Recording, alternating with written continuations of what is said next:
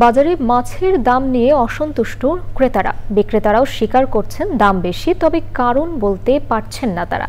চাল, ডিম আর ব্রয়লার মুরগির দাম নাগালের মধ্যে। রাজধানীর কাঁচা বাজার ঘুরে জানাচ্ছেন মির্জা ইমতিয়াজ।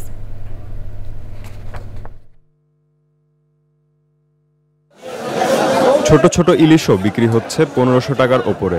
পাশাপাশি সব ধরনের নদীর মাছই মানুষের নাগালের বাইরে। এই চিত্র দীর্ঘদিনের। রাজধানীর বাজারে পাঙাশ আর তেলাপিয়া ছাড়া সব মাছেরই দাম বেশি। মাঝারি মানের চাষের মাছের দামও গড়ে 500 টাকা কেজির বেশি।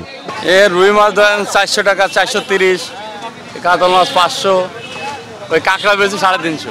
শিং মাছ 400 টাকা, মাগুর মাছ 500 টাকা, বাইলা 750 টাকা, 400 টাকা ছোট পাইছে। এটা রুই মাছ দেশিটা হলো 650 টাকা কেজি, 4 কেজি সাইজ।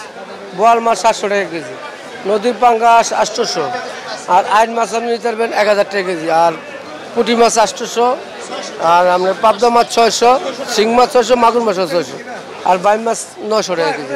এগুলি আরও সহনীয় হওয়া উচিত ছিল, কিন্তু বাজারে সাপ্লাই আছে প্রচুর, সেই অনুপাতে দাম কমা উচিত ছিল।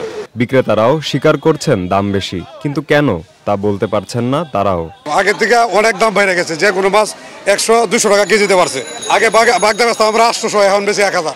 এরপরে কাতল আগে বেশি 400, 450, এখন 500-র উপরে কিনা, এখন বেচতে 550-600। বেশিরভাগ মাছের কেজি যেটা 300 টাকা হওয়া উচিত সেটা 500 টাকা বিক্রি করছে। নাগালের বাইরে মাছ।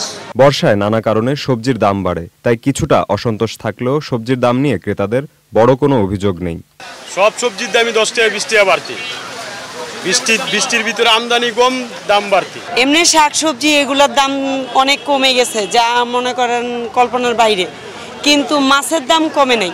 বাজারে লেবু পাওয়া যাচ্ছে কম দামে, স্থিতিশীল আছে পেঁয়াজ, আলু, রসুন, আদার দাম। মুরগি এবং ডিমও বিক্রি হচ্ছে সহনীয় দামে। Mirza Imtiaz, channel I, Dhaka.